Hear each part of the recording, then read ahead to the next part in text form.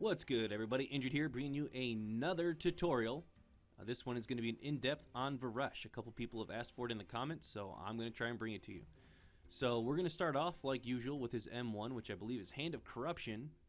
And Hand of Corruption, so Varesh is a really complicated character. There's a lot of different dynamics. I'm actually going to cover his M1 and his M2 together, because I believe that Varesh is one of the only characters that has two primary attacks. So Hand of Corruption attacks pretty quickly, as you can see. It's a blue bolt. The other one attacks a bit slowly and is a purple bolt. The purple bolt does 24 damage. The blue bolt does significantly less. It actually does very moderate damage. However, the blue bolt heals you for like 2 damage or something like that. So very small heal. However, that can add up, especially if you're hitting somebody who's not hitting you. That means you're gaining health. So if you're able to put yourself in a position to do that, or if you're M1 trading with somebody and you happen to dodge a few, or you happen to be out M1 trading them, it can have you either break even or be ahead in the M1 trade. So you gotta learn a little bit of how much M1 damage other people are doing because of that. But again, this is huge burst damage. And then the other thing that happens is you'll see these blue rings come on when you hit with the blue, and purple rings come on when you hit with the purple. And so the reason I say these are two primary attacks is because you can just hold M2 and just cast over and over. There's no cooldown. Same with M1, where everyone else has like cooldowns on most of their other skills. So what does that do? I'm not going to go in depth. You know, I don't love just reading the skills, but basically what you need to remember is blue makes you heal less and it makes you deal less damage. Purple makes you take more damage, so they receive more damage. So you're doing more damage to a target that has purple on it, and you're taking less damage from a target that has blue on it. So that's a quick way to remember. And then I want to cover, so his EX, his first EX skill is actually on his M2. As you see, so here's the normal attack speed of his purple. As you see, it's again, big windup. And we're going to switch over now, boom, boom, boom. That is really fast for the EX skill. And so, again, you're not going to be able to do it that much, you know, but just showing you. So the EX, what it does is it does moderately less damage. However, it heals you now. Your M2 heals you for about 8, and it puts both debuffs on somebody. So you see that you immediately get both debuffs on them, which that is really important, as we'll talk about later as we get into Battlerites and as we talk later into some of the skills. So keep that in mind. Next is, I think it's called Inhibitor's Guard, and it's basically just a shield. It's really all it is. You can cast it on yourself or allies, and it shields 28 damage. There's a lot more interactions with it, though, as you can get different battle rights, but it's basically a shield. Use your shield. Shields are good. Next is Wuju. I think it's Wuju. Yeah, Wuju. And Wuju is a trance. So here, I'm going to kill this real quick so it's back. Is a counter or trance. Bloodline Champions characters call them trances. Trance and counters are the same thing. As you see, I have a countdown for a little bit, and when it triggers, I teleport behind the person. That's how his counter works. You teleport behind the person. Oh, thought he's going to hit me there. And so I'm not really sure what causes the distance behind. It might be how far away you are from the target. There might be some other factors. I don't really know. But you'll go behind the target. You'll deal 10 damage to them and do a mini stun to them. It's very, very important that you use this when possible, especially when you think about doing it to a snipe from Jade, a Jade ultimate, what else? An Eva ultimate, Eva EMP, Eva rocket. I mean, there's so many things that you can do it to, and of course you can do it to any M1. But there's these big spells that come that can make a really big difference, and I hope that you'll see an example of it later, but it can really swing a fight. So make sure to use that as much as you can, especially on big things. So now, moving to Shatter. So a Shatter just casts a circle on the ground, and it does damage. Now, the complex thing that happens now with Shatter is anytime there's a debuff on somebody, it does more damage based on there being a debuff. So we'll show that over here. As you see, that person has 1 debuff. He took 24 damage, they took 12. Or maybe, I don't know if it was 12 or 24, but they take more damage. And I think it's 8 damage per buff. So what that means is, if you were to get 2 buffs on them, you see it does significantly more damage. So, and when it consumes a buff. So when it consumes blue, they get snared. As you see, snare. And when you consume purple, they get silenced. So it probably didn't show it there because he died, but you get silenced. So, and what that means is if you have both on there, you get snared and silenced. So shatter is key. Hitting your shatters is key on Varesh. It adds a lot of control, and it just helps with your DPS. It helps spike a lot of your damage. And so shatter actually has the other EX. And so what does it do? So you cast it, and it has big knockback, and it explodes quicker. So in the beginning, I didn't use this really at all. I was like, I don't really think that's that good. Why would I use energy on it? And this is why. Varesh is super, super immobile. His only mobility skill that is free is his Wuju, his counter. He does have a movement skill, which we'll cover in a little bit on his R, but again, that's going to cost energy. And then, so you can get pressured pretty easy if you don't land a Wuju, especially by strong melee. So what do? You use a shatter. You push him away. It's a little bit of self-peel for you, which will give you a lot of breathing room. You can then M1 and help. What is it also used for? It helps peel for your healer or somebody else that's being tunneled really hard, because you can cast it pretty far, knock them away, and now you're protecting your teammate.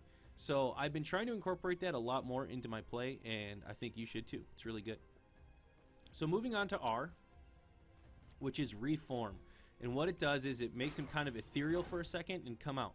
Now this is he does have a lot of immunity frames in there. So again, if you're hit by like Lucy or Crocult, all these other things that do delayed damage, Uldur has some things, you can avoid some of the damage by using that. And so it does a bit of damage when he lands. Oh, maybe it doesn't. I thought it did do. It doesn't. It only does if you have debuffs, and that's what I was going to say is the big part of it. So you come in, you consume them, you'll get your snare, you'll get your silence, and then it consumes them both like shatter. So it can do up to 16 damage. And so you want to use that to consume things, obviously, and to dodge spells. So that's the big part of R, and it's his one mobility. So maybe you are, you know, like I said before, with your Wuju, it could put you in a really bad position. So maybe the Wuju, that guy's going to die if I do it. But so you come over here, and he's not going to attack now. So you do that, and then all of a sudden, oh man, I got to get back to my teammate. You come back to your teammate. So that's what you might need to do that sometimes. Just use the energy so you don't die and get blown up. So moving on to his ultimate. His ultimate is really, really strong. He goes ethereal and dashes 3 times, and anybody he hits, he puts both debuffs on. So you can do a ton of damage to one person, and hopefully multiple if you can hit more than one. So 24 damage and inflicting both judgment and corruption on all enemies hit. And so what that means is if you hit somebody, your next 2 dashes are going to do increased damage because of the judgment that is put on them. So really, really good. And the other thing that I like to do is after I ult, so I'll try to ult, and I'm not going to hit all of them, but then I'll come over and I'll immediately try to drop a shatter on them. So imagine hitting somebody for roughly 60 damage, and then you hit them with a shatter for roughly 30 damage. You're almost doing half of somebody's health immediately if you land all that. So it's really, really strong. And now I'm going to show you guys a little bit of the pros and cons of Varesh, and we'll head over to the Battlerites.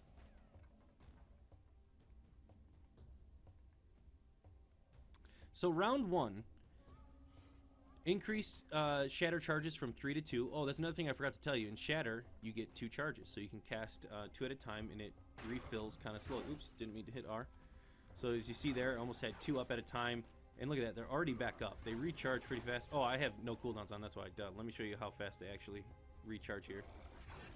So it's about a 5-second recharge, and which isn't too bad. So what you want to do is try to weave shatters in your skills, like kind of as you're going. So you know, M1 trade a little bit, try to get the purple debuff, try to hit a shatter, do some M1 trading again. You kind of weave it in and out. So sorry, now on to Battlerites. So the fracture, a 3rd shatter. You have break, which is your inhibitor guard. When it breaks, it does damage and puts corruption on an enemy. And then return, which is you can trigger Wuju again. You can recast it. I've been using that one a lot because, like I said, when you use it, you can get put into a very bad position, and I want to hopefully be able to reposition. But what often happens is people know that and they're used to that now, and so they don't hit your second one. So you need to be really careful, and you need to use it wisely, and sometimes not cast it right away. Sometimes cast it like right at 1.4 seconds instead of 1.5. But it still comes in handy more than not. But I'm just telling you, it's not a for sure out once you get into a bad situation. But I often get the Wuju. So Devastation is that Hand of Judgment deals area damage on hit and inflicts judgment. So what that means is if you were to hit somebody, it could do AoE damage and then inflict multiple people, which actually is quite good. I think that is one that I would highly consider getting. I don't get it often, more so just because my team comps I don't think it works well with, but I think that one's very good. The Fading Snare, the duration is increased. I've gotten this one a little bit just because 1 second can be done kind of quick, where 2 seconds I think they feel it a little bit more. And then the Inhibitor's Guard heals. I often get this one just because, frankly, I don't often trust my support enough. And I think I should probably try getting one of these two a little bit more and rely on my support a little bit. But I think any one of these three can be quite good. So I'm just grabbing this one just to grab it. Again, I think all three are viable. So the next one is Silence Duration is increased, which, you know, that can be good. But I really love this one. I get this one probably the most, especially because I think it pairs really well with the first one where you get to cast a second Wuju, which is that enemies struck get Judgment, which means that they take more damage. And so there's another Battlerite after this one that I think pairs really well with this one that we'll talk about, and that's another reason why I get it. I think there's a lot of synergy between his Battlerites. And then the other one is that Shatter consumes Corruption or Judgment. The cooldown on Inhibitor's Guard is reduced. I don't super love that one just because I haven't seen it happen a lot. And that means that whoever's being attacked has to be attacked by melee, and the melee has to be in range when it happens. I just don't think it happens enough to be worth it. So again, that's why I'd get this one. This one can be alright, the Silence, but I really like Ruin. And so the reason I really like Ruin is for this one, Synergy. When you have both debuffs on somebody, it increases from 15% to 20%. So that means that they're going to be doing even less damage, even less healing, and receiving even more damage and even more healing. And then again, that means if you land your trance or your counter, they're stunned for you to M1 them. So you can immediately M1 them and get both the debuffs on them, and makes it quite easy to get both on them then.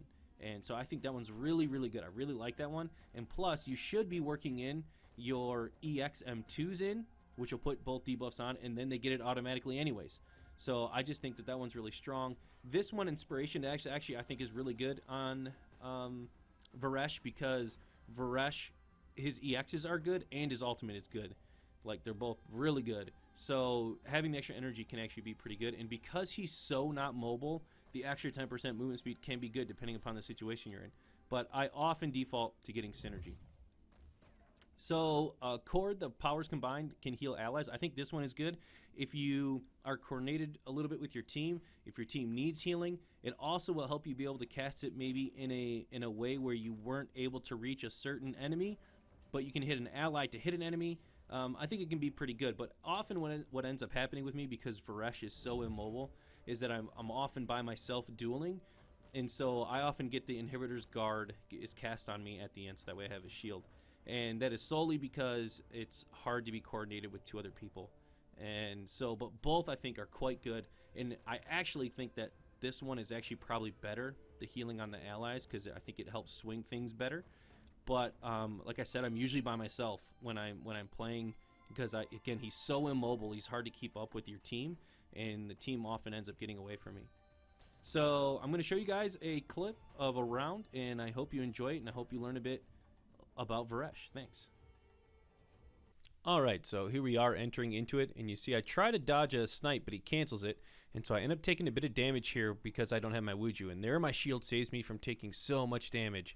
I continue to put pressure on, and at the near last second, I hit my Wuju to get out of that. And so I avoid a lot of damage, but I'm still taking tons of pressure, put a shield on myself, and I use my R this time to escape an ultimate and a snipe. Now in this clip, we come into the center again, and I try to help my teammate by casting shield, but it accidentally goes on him after, and I waste my Wuju. So I'm taking a ton of pressure, and I take a snipe, getting down very, very low, trying desperately to stay away, using my M1s, finally get my trance to go off, to avoid some damage. See that his in cap's about to break, and again, just healing up as much as I can with my M1s. Use my R to go around the corner and end up dodging an ultimate again. Grab another health orb, and I'm now back up a little bit, taking some pressure. And again, last second, Wuju onto the snipe to stay alive. And again, I'm just going to keep trying to M1 to try to get up there, and I use my EXM2 there to heal and get the other debuff on him so he takes more damage from the ultimate. Come in onto the Jade again. Jade ults, and I trance it, stunning her. And that is how you hopefully play Varesh. Thanks so much for watching, everybody. I really appreciate it. I hope you learned something and had a good time watching the video.